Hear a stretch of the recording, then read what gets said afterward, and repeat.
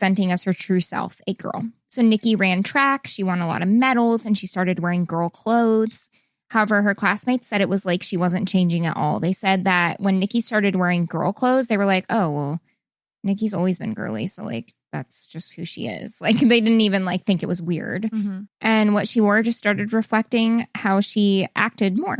So as Nikki entered high school, she wanted to be either a fashion designer or a makeup artist, especially for celebrities. And she was, like Dion, super good at makeup. She often would alter her clothing to replicate popular fashion. So she'd buy clothes somewhere and then she would kind of cut it up or make it look different or whatever. And she excelled at doing makeup. Yeah, Marsha got most of her stuff from like thrift stores. Yeah, that's kind of how Nikki was. And she just put it together. Yeah. So sometimes kids in high school had questions about her about her gender, and she was always okay with answering and talking about it. Like she wasn't shy. She wouldn't like kind of get closed off. She's like, yeah, I'll absolutely talk to you about like my experience. She was very outgoing and outspoken.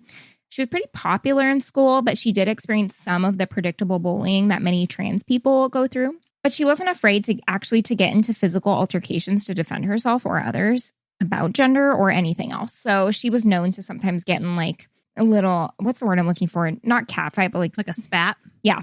She'd get in little spats and stuff and stick up for people. She was really big in like not letting other people get bullied. Oh, my tongue. Yeah, it's a little weird. Yeah.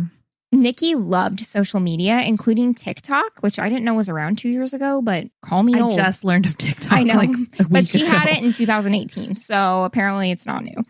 What? Yeah. So she had TikTok where she had a ton of videos in her like glamorous makeup. And she'd like talk about things. One thing she talked about in one of her videos was like, you know what? People are out there saying I'd be more beautiful in my natural look. Like, forget you. I get to wear makeup if I want to. Like, people can do what they want. Like, if I feel good in my winged eyeliner, that's what I'm doing. And you don't get to tell me and my friends, blah, blah, blah, blah, blah. So she was like kind of outspoken. I love that. Yeah, she was great. So on June 5th of 2019, Nikki was staying over at her friend's house for the night. But she left on her own for a few hours. Okay, I made a very grave error. Her body was found on December 7th of 2019. So like just recently. Okay. In the beginning, I said 2018, and I was wildly incorrect. Sarah's a big old liar. I lied a huge lie, and I apologize. That's okay. So on June 5th of 2019, so months before her body was found. Okay. So she was found in December at the end of 19, so not that long ago at all. We're going back to June. Okay. June 5th, 2019, Nikki was staying over at her friend's house for the night, but she left on her own for a few hours in the night, but then went back to her friend's house at 5 a.m. So she like went to stay the night and she was like, I'm going out for a while. She went out and then came back. Okay. Nikki's friend said that she then left. So when she came back at 5 a.m., she told her friend that she was leaving with a quote unquote older Russian man. And the friend didn't know who he was or what Nikki was talking about really. And then Nikki did not return. And her stuff was like at this friend's house. So her friend thought it was a little odd. She didn't come back. Mm-hmm. Nikki had told her friend that the man's name was Bogdanov and that Bogdanov was going to help her get like a cell phone or something because she didn't have one, or like get her to a cell phone. So she didn't have a cell phone at all. And she just kind of gave some answer that multiple sources kind of reported differently. So I'm not exactly sure.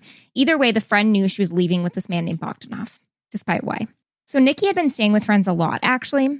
It was the summer before her senior year in high school. And so she was just finished being a junior. And her parents were divorced. They'd been divorced for a few years now.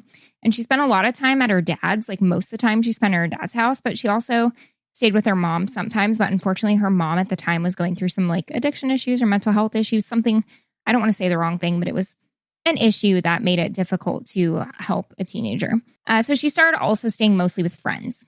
So Nikki, while she was like staying with friends, her dad, kind of different people on and off, worked at Walmart, and she had a shift on June 6th, that day that she spent the night on June 5th and was supposed to go to her work on June 6th. Well, she and her mom had this tradition. She'd like call her mom, Lisa, before her shift every day just to chat and like catch up about what she was up to. But Lisa was surprised when the designated call time came and went, and she didn't get a call from Nikki. So Lisa tried reaching out to Nikki via Facebook Messenger because she didn't have a phone, but sometimes she could get internet or whatever. And so she could be on Facebook Messenger. And she got more concerned because the messages weren't even marked as seen. Like anyone else, sometimes Nikki would see them and then just mark them. Like you would just have the scene, but she wouldn't reply. But it wasn't even that. So Lisa was like, okay, she's on social media all the time. There's no way she shouldn't see these. Even though Nikki didn't have a cell phone, she found ways to like use her friends all the time and log into TikTok and Snapchat and Facebook. She had all these things and she would like always borrow people's phones. Fucking TikTok. I know. TikTok. Sarah and I keep telling her we need to make one. Oh, yeah. I know. I only want to do the one, though, where we put glow sticks all over our bodies. Oh, my God. And then turn off the lights and then dance. Yeah. That'll be our TikTok I want to make. That's the only one. Or of us trying to open a champagne bottle. It has to be to a Snoop Dogg song. Oh, my gosh. That's like the only way I want to do it. Let's do it. I will only make one TikTok. And it will be glow stick dancing to Snoop. To Snoop. Let us know if you want to see that. Anyway. Okay. So I want to see you do that. I want to see you do it.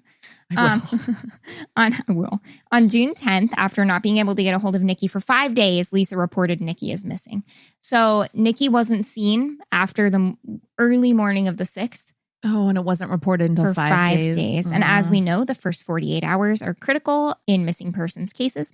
So that was already kind of like a big issue, I suppose. Not to blame Lisa at all, but because, I mean, Nikki was very much like, she'd be here, she'd have a cell phone. She's kind of hard to get a hold of. Know. Yeah. So, but Lisa definitely felt something was wrong pretty right away. So police interviewed Lisa and this friend that she was staying the night at. And immediately they wanted to talk to this Bogdanov that the friend had kind of brought up. So in late June, they found 2 of Bogdanov's brothers in the Vancouver area. But the brothers said they didn't know anything about anyone named Nikki. Was that his real name? Yeah. Okay. Mm-hmm. And they gave police a phone number for Bogdanov because they didn't have like they just knew his name essentially and that he was Russian. And so these brothers were like, yeah, this is his phone number, but they would call and it would go straight to voicemail, or they would call and it would ring and ring and ring. And they like couldn't get Bogdanov to answer. So finally, after Nikki had been missing for 4 whole months, Bogdanov finally like answers the phone and then calls police back. Like, seriously? That seems suspicious. But Bogdanov went in for an interview in October of 2019 and told the police that he met Nikki on the night of June 5th, that night in question. And he said he saw her or met her on Main Street in Vancouver and then invited her to go to a bar with him and his brothers. So 1, if his brothers were there, they were lying. Right. Because they said they didn't know anything about Nikki. Or 2, he's lying and that his brothers weren't there and it was just him. So he told the police that they had a great time. The 2 exchanged addresses. He thought that she was biologically born like a female. And that was kind of his thing. He said he dropped her off at a friend's house in his van. And before they got there, when they were in the van, they were chatting. And Bogdanov said Nikki told him, like, pretty courageously and outright that she was born a male, but that she was a female. And that he said that he was super shocked and super upset. And so he was like, get out of my van right now. Like, get the fuck out of my car, and kind of had like a fit about it. He said nothing sexual happened between them. And then he also made sure to add that being gay or lesbian is unacceptable in Russia, and he wanted nothing to do with it. And so he just kicked her out. He's lying. It sounds like lies. He's lying. So Bogdanov said that Nikki got out of the van and walked away and that he never saw her again. Bogda lies. And then he just went straight to work after pulling an all-nighter. He's like, I'm just going to go to work now. I think his pants are on fire. They ought to be, I tell you. So the police got a warrant for both Bogdanov and Nikki's Snapchats and Bogdanov's cell phone as well. And his data, the data of his cell phone pings, did not match his story. His phone pinged about 50 miles outside of Vancouver in a place called Larch Mountain around 9:30 a.m. on the 6th. That night, he had called an adult video store. He had called multiple adult escort ads, and he had been at his brother's house at 10 a.m. So it was obvious someone was lying because he never mentioned the escorts. Would you want to mention the escorts? Probably not. But he never mentioned that. He never mentioned like going to the adult video store. He did say his brothers were there, but then that means his brothers would have lied. Like, it was just some lies. And why would he be at Larch Mountain, this like outdoorsy area, and almost an hour from Vancouver? He didn't say he went there. He said he went to work after that. Mm-hmm. So he's lying. So they looked up Nikki's Snapchat, and her Snapchat like matched her friend's story to police. So it showed her like at her friend's house, and then she didn't have a snap for a while, and then it showed her doing this, blah, blah, blah. So then after they learned all that about the cell phone, nothing happened for the next 2 months until the day Nikki's body was found 50 miles outside of Vancouver, Washington in December of 2019 by Larch Mountain, right where Bogdanov's phone pinged the night that Nikki went missing. I'm sorry, not that I want to give advice to murderers, but don't take your phone with you. I think about that all the time. Like, I probably shouldn't, but like, really, just don't take your phone. But no, actually, if you're going to murder someone, keep taking your phone, because then we'll catch your stupid fucking ass. Yeah, it works. And stamp you with my new stamp. You just run up. That's your new job. And bring Caitlin out. And you I get to stamp all the bitches. On the forehead. Including Bogdavich, bitch. Bogdalize.